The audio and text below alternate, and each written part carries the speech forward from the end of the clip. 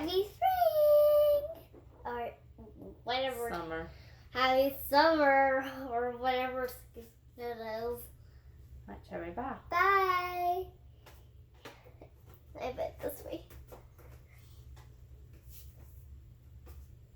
Okay, I'll go. do this. Okay. All right. Once again, Austin is sleeping. So I think that's my new time to do devotionals is during nap time. I only have one child to deal with.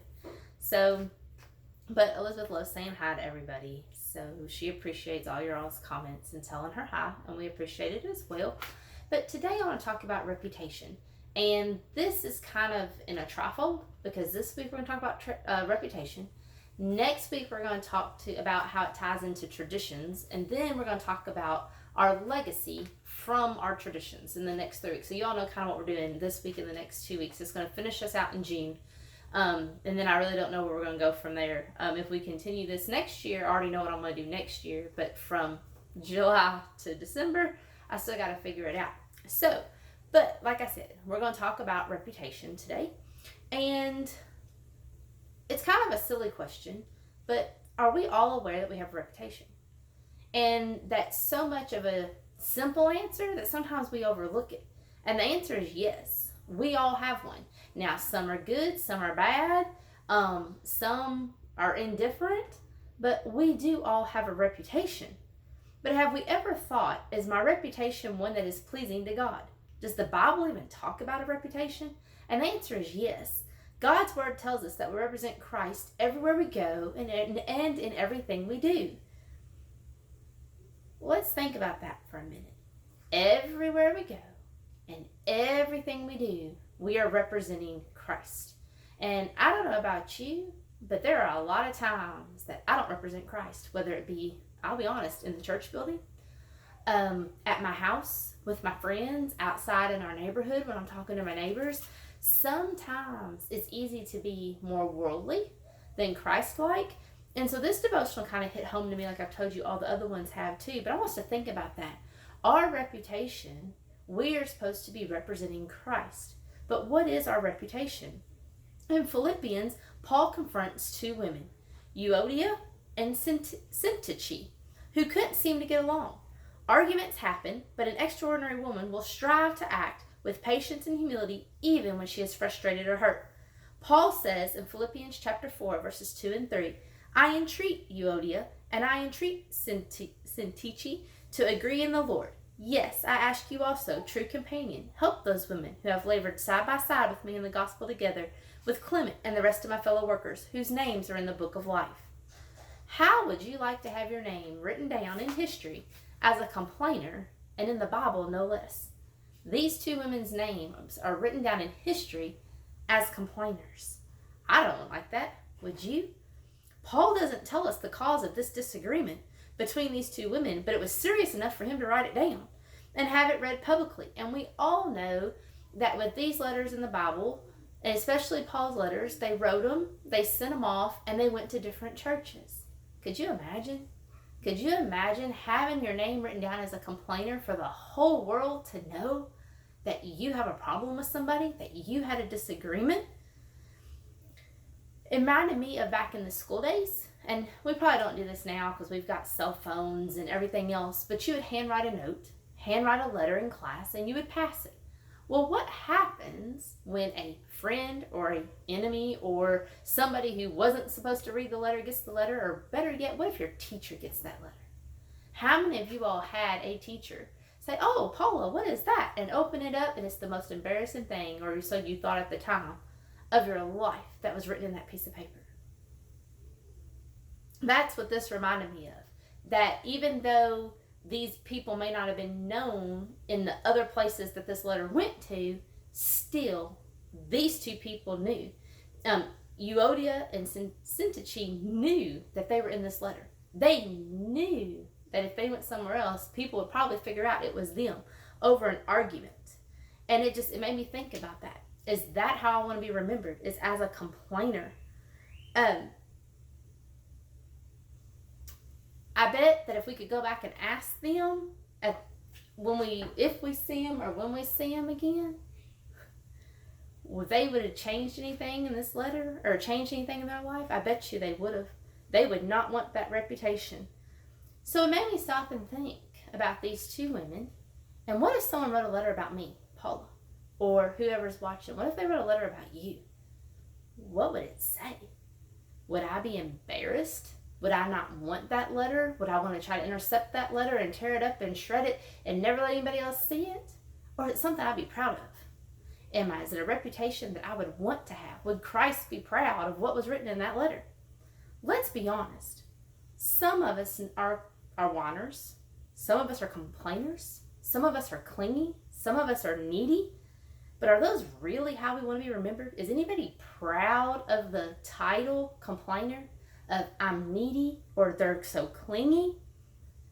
So, and as we know, our reputation is a public identity. And we need to be very honest with ourselves about how we are perceived by others so that we don't have the reputation of a complainer, a whiner, a needy, a clingy person. So let's see what the Bible talks about. I looked it up and I found 4 verses, and then I found some more later, but there's 4 main verses that talk about reputation. The first one is 1 Samuel 18 verses 23. And Saul's servant spoke those words in the ears of David. And David said, "Does it seem to you a little thing to become the king's son-in-law, since I am a poor man and have no reputation?" This was when Saul was going to give David one of his daughters in marriage, hoping that the Philistines would turn against David. Now this was all a scheme, and we know that it didn't work out the way he wanted it to. The Philistines didn't turn against David. But David said, "You're doing this because I'm a poor man with no reputation." David said this meaning that he did not come from a big fancy background. He didn't have the wealth that most people may have had, but it doesn't mean he didn't have a reputation at all. It was just not a well-known reputation. And that got me thinking too, which people who have reputations stick out in our mind? Is it the good people? Is it the doctors that are out helping people, the good moral doctors, not the ones that just want to put you on a bunch of pills and see how much money they can make and see how many times they can get you to come in? Good people, good honest people, people that truly care about you, people who want to get you well. Do we think of that reputation? Or do we think of, oh, that's the drunk right there. That's the town drunk. We see them out all the time getting drunk. We never see them sober. Or if you need drugs, that's who you need to go to. Do you have the reputation of that? Or if you have a reputation of, I don't know, say a used car salesman, but you only sell junk. Do you have that reputation? Or do you have a reputation that is honorable and something, a good one, something to stand up for? Not everyone has a reputation. Everyone does have a reputation, but it just may not be as widely known as others. But that does not mean they are not good people. David was a good person. The second one is, in my Bible, I have introductions to each book of the Bible. And in this introduction, in mine, it was in the ESV, it says that the city of Corinth thrived on trade and had a reputation for sexual immorality, religious diversity, and corruption. Not a good reputation to have. There's no good qualities. That's not how I want to be remembered. And it doesn't sound like a place I'd want to pack up and go. Do I want to take my family to a place that's sexually immoral? That's known for being sexually immoral? Or known for religious problems? Or known for being corrupt? That doesn't sound like a place I'd want to go or want to take my family. But that's what Corinth was known for at the time. The third place I want to go is 1 Timothy chapter 5, verses 10. Having a reputation of good works. If she has brought up children, has shown hospitality, has washed the feet of the saints, has cared for the afflicted, and has devoted herself to every good work. Now, at the beginning of that, I didn't read it, but it says, the first part of that verse, and having a reputation for good works. Now, that's a reputation I'd like to have. That's a reputation if someone says, "Hey, Paula, oh yeah, I know her. She's always doing this, and this. Or she's always there when I need her. Or she's always taking something to the neighbors. Or she's always cooking something. Or always bringing something by the doctor's office." Or whatever it may be. She has good works. Or she's always doing something for the church. She's willing to help in whatever. If someone has trouble, she's right there. She's always there to listen. Is that the reputation we have? A reputation of good works. And yes, it says has brought up children. Does that mean if you don't have children, this verse doesn't apply to you? No. It also says shown hospitality. Everybody can show hospitality. Single, married, divorced, whatever, widowed, whatever, you can show hospitality. Has washed the feet of the saints. We don't wash the feet, but my door is always open. You all know that. Do we have an open door? Are you all willing to let people come into your house if they want to talk or just to visit? Sometimes people just need someone to listen to. Or do you know, okay, I'm having a problem, but I know if I go to her house, she's really busy, or she's not going to talk to me, or better yet, she's not going to answer the door because she doesn't answer her phone, so why even try? Do we have that reputation? Or do we have the reputation of, hey, someone called Paula, and okay, Paula may not be available right there, but Paula's at 5 o'clock. I can wait till 5 o'clock and go. Do we have that reputation that you are there for someone? And that's what I consider washing the feet of the saints. We are there for our fellow sisters in Christ. We are there when they need us. Whether it be, hey, I just need to get out of this house. Let's go out to dinner for a little while. You're there. You're there. So we don't have to physically wash the feet of the saints. But are we there for our brothers and sisters? Carefully afflicted. We can all do that. We can all do that. Now, does that mean I have to be a certified nurse, that I have to know how to treat every wound, which I've had my fair shares with Matt this year? So I feel like I could probably be a pretty certified, pretty qualified nurse right now.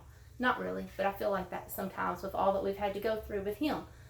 But I can be there in other ways. I can cook a meal. I can send a card. I can call and say, hey, did the surgery go okay today? Is there anything you need? Can I take your kids for a while? Or can I go get your groceries? Can I don't know. There's a million things. Can I just drop a little happy off at your door? That's showing care for the afflicted, not forgetting about them. Like, okay, we had surgery on Friday. We check them on Saturday. We're there at church on Sunday. We're good, so we don't ever check on them again. What about that Monday through Sunday when we don't see them again? Maybe they're having a bad day and they're getting depressed or they're getting down. We need to care for the afflicted. And devoted yourself to every good work. Again, that's something everybody can do. We can all devote ourselves to good works. Again, that's a reputation I would like to have. It's not hard. It's something every person can do, every woman could do, and honestly should do. And our last one of the 4 that I have found is Revelation 3 verses 1. And it says, I know your works. You have the reputation of being alive, but are dead. Here we're talking about the church of Sardis. They are saying on the outside you look good, but on the inside you're dead. That reminds me of, and this is what it's telling us, is we say we're a Christian on the outside, but on the inside we're anything but a Christian. It's kind of like you're dressing to play the part. And that is not a good reputation to have. And most of the time when people have this reputation, you can see right through it. And it's not good. People don't want to be around you if you're that way. And then I found 3 other verses that I thought were quite interesting that kind of goes along the lines with reputation. And it's Proverbs 22 verses 1. A good name is more desirable than great riches. Think about that. Everybody's so focused on the biggest house, the newest outfit, the best car, the best schools, the best whatever. But your name is more desirable than great riches. What people think of you, what you mean. What does Paula mean? If someone said to describe Paula in one word, what would it be? And you see that floating on Facebook all the time. Tell me the first place you met me. Or if you could tell us something, if you could name me in one word, what would it be? I see it all the time. And I've never done it because, quite frankly, I don't want to know some of the things that people would say. But a good name is more desirable than riches. The next one is Ephesians chapter 4, verses 2 and verses 29. Verse 2 says, be humble and gentle, be patient, bearing one another in love. Verse 29, do not let any unwholesome talk come out of your mouths, but only what is helpful for building others up according to their needs. Again, do you have a reputation of building up or tearing down? Do you have a reputation of speaking nicely, lovely, kindly, gently? Or are you that harsh, rash, angry person all the time? And the last one I want to talk about is Proverbs 10 verses 7. And it says, the memory of the righteous will be a blessing, but the name of the wicked will rot. The name of the wicked will rot.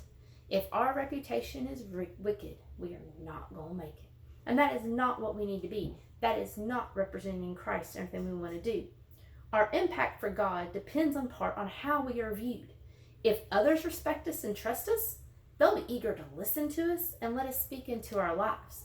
If, though, they see us as chronically negative, they won't only not listen to us, but they won't value our input, and honestly, they'll avoid being around us. We'll never have any chance of getting people to the church if we are a hateful, mean, negative person. It doesn't have to be that way.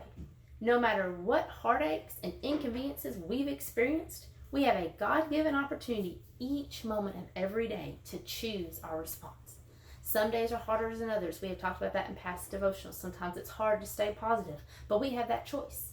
We can be mad all day, or we can let it ruin our day, or we can move on and make it a better day. When we have a heartache or disappointment, that is when we need to soak up our brothers and sisters in Christ. Soak up the love, the kindness, the tenderness, and the grace of Christ from our fellow sisters in the church. And there's a distinctive to me difference in my friendship with the people in the church and my friends of the world. And if I want true friendship,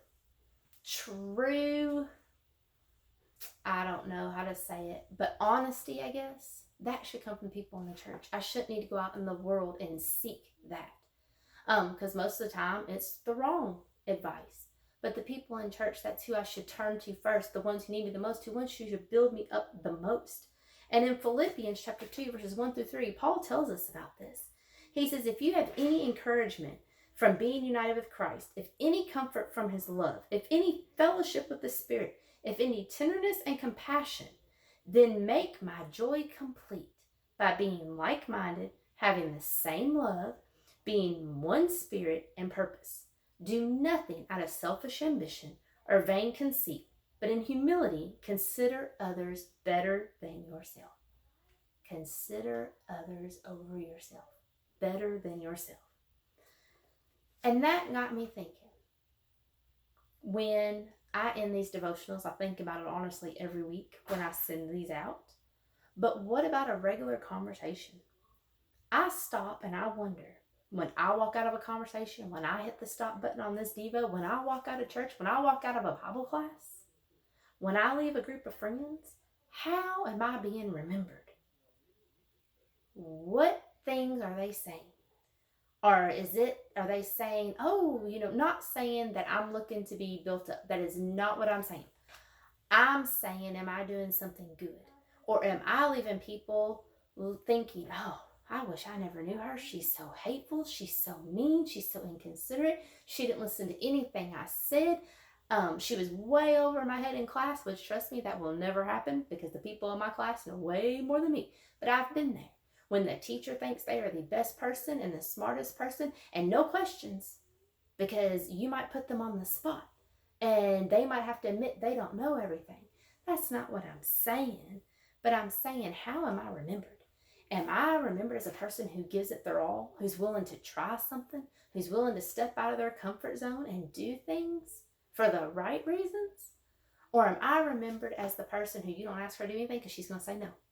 Don't even think about asking her to do something. We know those people. We have a lot of those people in our lives, don't we? That you're better off doing it yourself. Because if you ask, it's more trouble when you ask than if you would have just done it yourself. I want to live above reproach. I want to generally care about other people. Not just care about what they do for me. What am I going to get out of this? I want to do, what are other people going to get out of this? And that is our sole purpose for some of these devotionals as well too. Trust me, I do not look like looking at myself in the camera. It's not my favorite thing to do. Have I gotten more comfortable with it? Of course. I've done it for almost 2 months now. But is it my favorite thing? No. But why am I doing it? Because we still have people who cannot get out of their homes, do not want to get out, or are afraid to get out, who have said, I need this.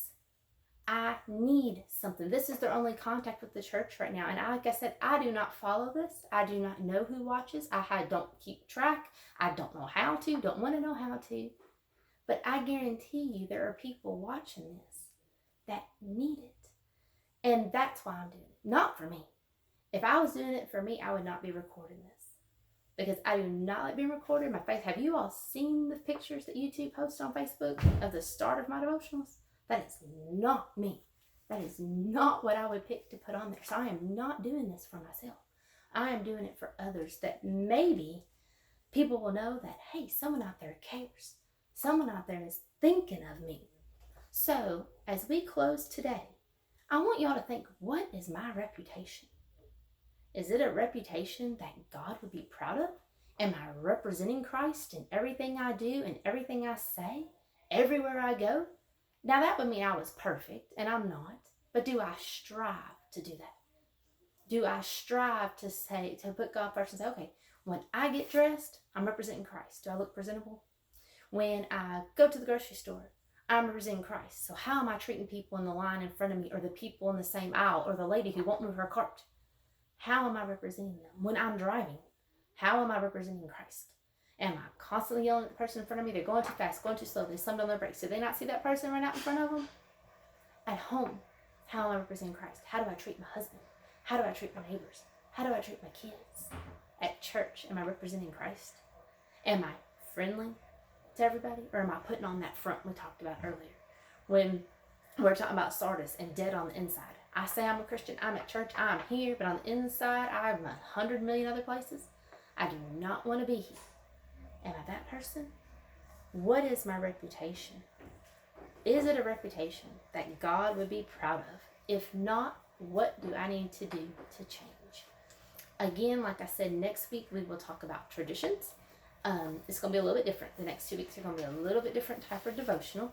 I'll go on and tell you I did it for Mountain Homes Ladies Day a couple of years ago, and I really liked it. So I have really condensed that, because I know you all don't want 2 45-minute lessons, and I don't want to do 2 45-minute lessons on YouTube. So, but that's what we're going to look at, is traditions and traditions in the Bible. So again, thank you for listening, and I hope you all have a great week.